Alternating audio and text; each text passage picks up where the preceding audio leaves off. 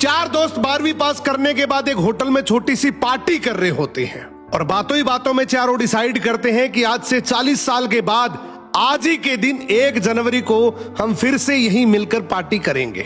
और हाँ, जो सबसे आखिर में आएगा सबका बिल वही पे करेगा। होटल का वेटर भी ये सब देख रहा था।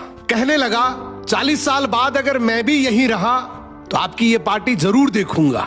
ठीक 40 साल बाद पहला दोस्त होटल पहुंचता है तो देखता है वो होटल अब 5 स्टार बन चुका है।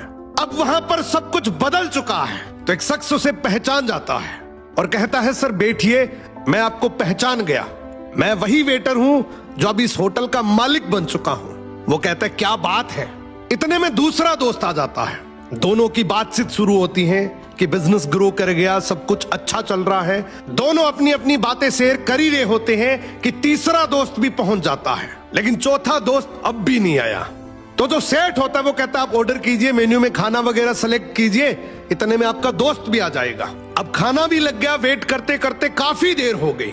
उदास मन से ये तीनों दोस्त डिनर शुरू कर देते हैं। तीनों ने डिनर कर भी लिया, लेकिन चौथा दोस्त अब भी नहीं आया।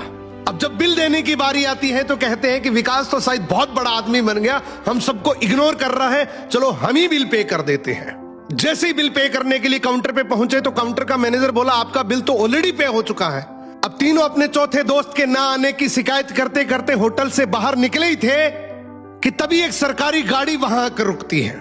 उसमें से एक लड़का उतरता है और तीनों के पैर छूते हुए कहता है मेरे पापा टीचर बन गए थे, मुझे कलेक्टर बनाने के काबिल कर दिया, लेकिन अफसोस मेरे पापा आज से 1 महीने पहले ये दुनिया छोड़कर चले गए।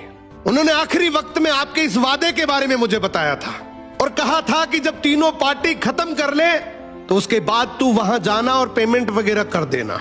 लड़का हाथ जोड़कर बोला मेरे पापा अब इस दुनिया में नहीं रहे, उनका वादा पूरा करने के लिए मैं आया हूं।